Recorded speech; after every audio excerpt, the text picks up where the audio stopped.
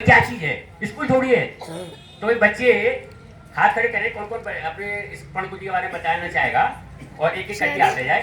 थोड़ी संक्षिप्त, रिपीट नहीं होनी चाहिए, एक एक बात रखो जिससे क्या है जो यहाँ पर उपस्थित हैं उनको पता चले कि क्या चीज है, ये क्या हो रहा है, क्या चीज है ना।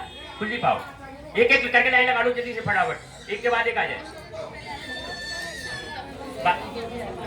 भारत आवाज बिल्कुल भी बोलना नहीं है, सामने तो सारे बच्चे। सभी बच्चे अपनी कमर सीधी करें। आप बता दो। मैं कुलदीप कक्षा 8वीं का छात्र हूँ। मैं खाली पणकुटी के माध्यम से पिछले 8 साल से विद्या ग्रहण कर रहा हूँ। ये सबसे पुराना स्टूडेंट, 8 साल हो गए इस प्रकार को इस कार्य को करते हुए। ये हमने जो पिछली बार सबसे पहले 2012 में 8 बच्चे पब्लिक शुरू हुई थे, उसमें से पहला बच्चा है।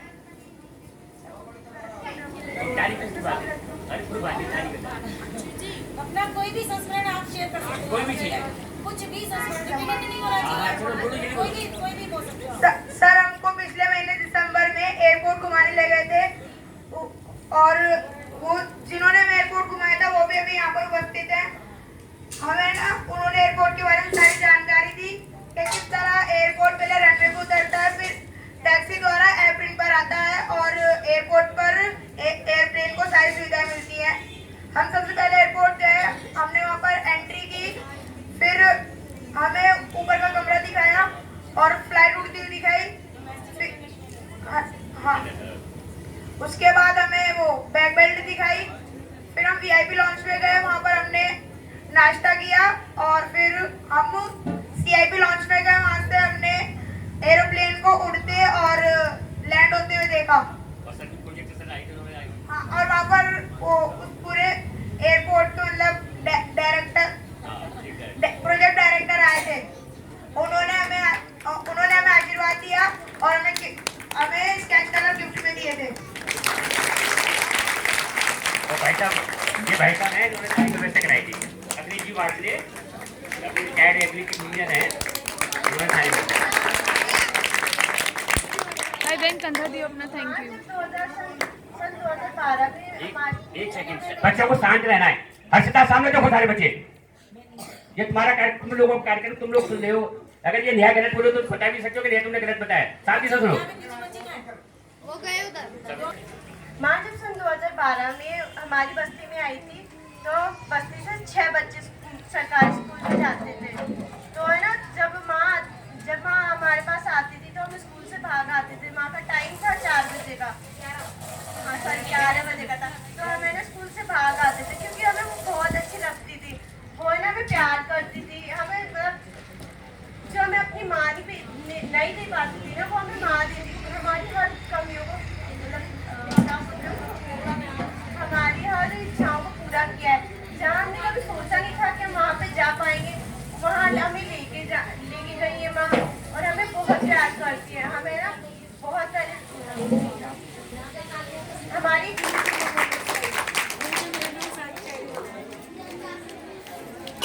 ए खुदा अपनी अदालत में मेरी जमानत रखना, मैं रहूं या ना रहूं, हमारी माँ को सलामत रखना।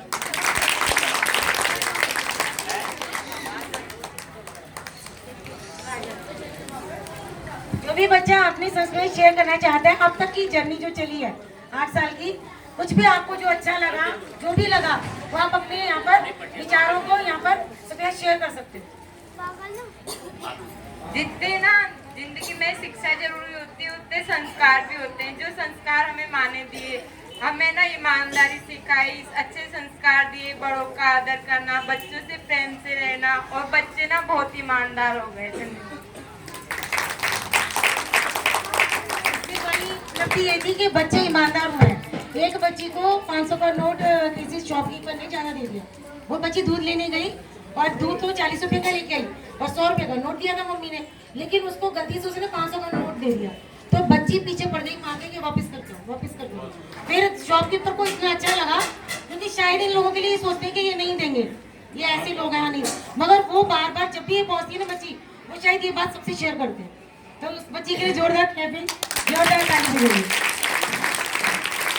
ऐसे ये बच्चा आरएसएस में प्रिंसिपल होता है, बच्चे सर के साथ गए थे, तो वहाँ पर इनको पैसे मिले, तो इन्होंने वो भी वापस दे दिए।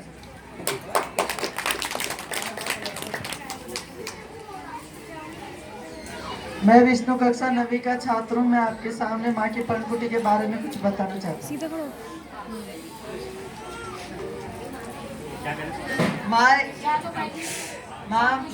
माँ हम सब बच्चों के लिए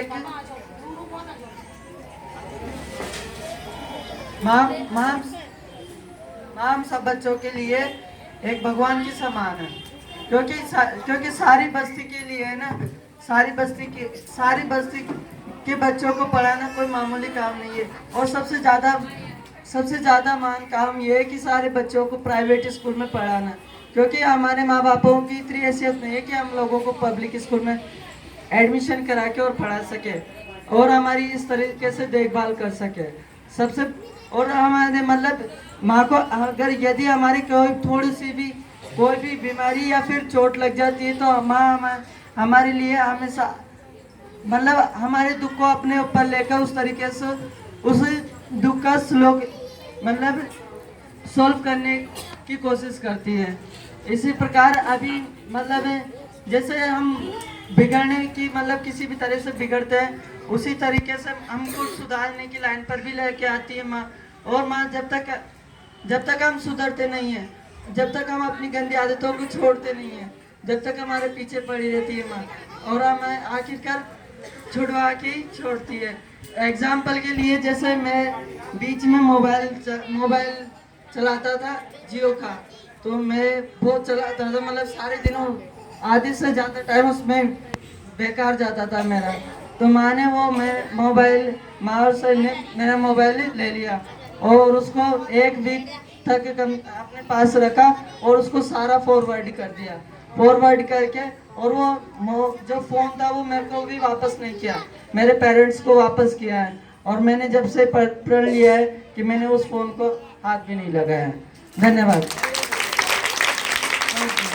जोरदार तालियां बजाइए विष्णु के लिए। उनको आपके सामने अपने तस्वीर शेयर करने जा रहे हैं। मैं कुमकुम कक्षा छात्री की छात्रा। मैं माँ की पनकुटी के बारे में आपसे कुछ बातें बताना चाहती हूँ। माँ हमारे सुख में माँ हमारी खुशी में खुश होती, हम जब रोते तब माँ हमारे साथ रहती। एक बार हमारी बस्ती में बहुत सारे लोग थे, वो ना पूरी जमीन को लेना चाहते थे, पूरी पे घर बनाना चाहते थे। तब माँ ने हमारे लिए बहुत कुछ किया, मतलब माँ ने बोला उनके साथ लड़ो, फिर बहुत ज़्यादा लड़ाई कि 3-4 दिन तक ऐसा चलता रहा। रात को हमले करने लग गए हो और अधिकतर महिलाओं को ये लग रहा था कि तुम्हारी माँ काम पे है, अब बुलाओ ना तुम्हारी माँ को, क्योंकि बस्ती वाले अधिकतर ये है जो जानते सिर्फ माँ ऐसी ही है। तब उन लोगों को ये नहीं पता था कि माँ अपने घर पे कितनी कलेश कर रही है। और एक बार तो ना सर ने बस्ती के लिए ना रात की 3 बजे कोर्ट भी खुलवा दी थी। वो माफिया घुसे थे, तब सर ने ना रात के 3 बजे कोर्ट भी खुलवा दी थी। और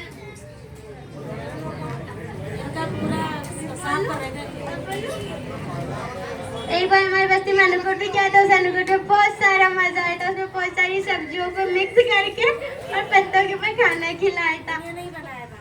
और गौ कथा, वहाँ पे आशा दीदी थी, वो ना पूरी दुनिया से दूर वो गाय की सेवा में लग गई थी।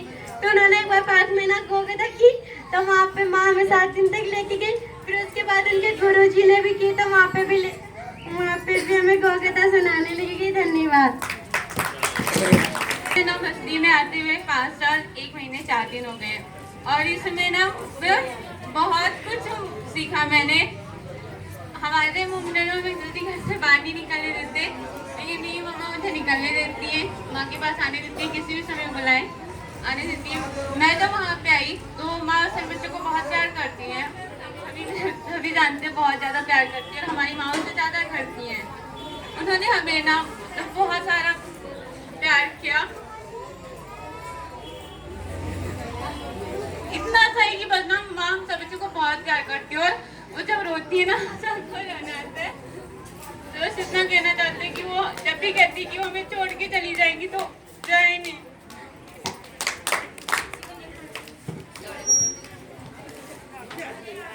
बच्चों का अटैचमेंट इतना हो गया है कि वो मुझे कहीं जाने भी नहीं देते हैं। अगर मैं कहीं कहती भी हूँ कि मैं कहीं जाऊंगी तो वो रोना शुरू कर देते हैं। इसी कारण मैंने कभी भी अपने रिलेटिव्स के यहाँ जाना ही एक तरह से खत्म कर दिया। मेरे ब्रदर का भी वो हुआ था जागरण, तो मैं नहीं गई, ये गए अकेले, सर को भेजा, मैं नहीं गई। बच्चों का अटैचमेंट बहुत ज़्यादा हो गया है। अगर मैं नहीं जाऊँ किसी कारण, अगर मैं छुट्टी ले लूँ या बीमार हो जाती हूँ तो नहीं जा पाती हूँ, तो बच्चे घर आ जाते हैं। और अगर झूठ भी बोलते ना कि माँ तो जा रही है, तो ये सारे के सारे हम तो प्रधानमंत्री जी के पास चले जाएंगे, हमारी माँ को वापस लाओ, कहाँ है हमारी माँ। तो ये ऐसा इनका ये हाल हो गया। इसी जब प्यार दिया जाता है और प्यार मिले तो प्यार भी परवान पे ही चढ़ जाता है। वही वाली बात। बहुत जोरदार तालियां शहनाजी के लिए। और ये बिटिया तो मुझे बहुत ही ज्यादा प्रिय है। मैंने कई बार इसकी मम्मी को भी कहा कि मुझे दे दो, तो कहती ले लो माँ, आपकी बेटी है।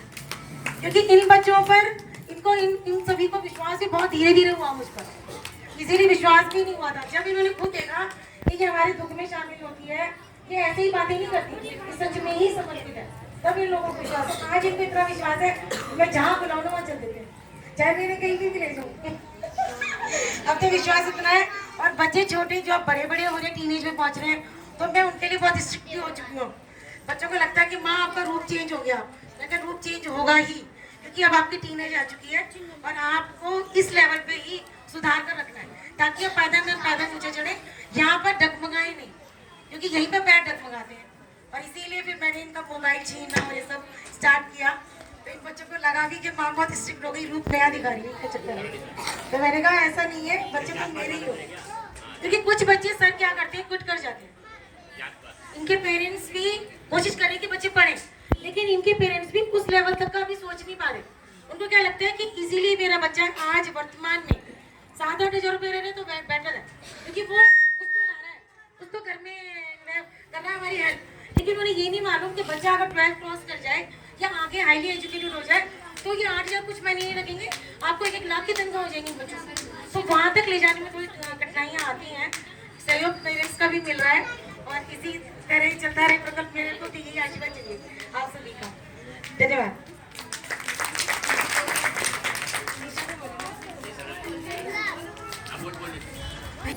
माने ना हमें बहुत चीज़ें सिखाई हैं। बहुत सारे बच्चे वो मतलब वो सोचते हैं कि हमें ना भेदभाव करते हैं सारे, और करते भी हैं। आजकल में बहुत सारे अभी भी करते हैं और बहुत सारे नहीं करते। लेकिन माँ ने हमें बताया तुम सारे के सारे सिर्फ एक इंसान हो और भगवान के सभी बच्चे हो, कोई अलग नहीं है, कोई अलग जात का नहीं है, सभी अच्छे हो और सभी एक ही जात के। भगवान ने सिर्फ इंसान बनाए थे, जात पात तो सिर्फ इंसानों ने बना दिए। तो माँ हमेशा सिखाती है कि कोई जात पात नहीं होता, सिर्फ इंसान होते और इंसान अच्छा बुरा वही, मतलब जात पात में वही बंटता होता है जो अच्छा और बुरा होता है, इसके अलावा कुछ नहीं होता है।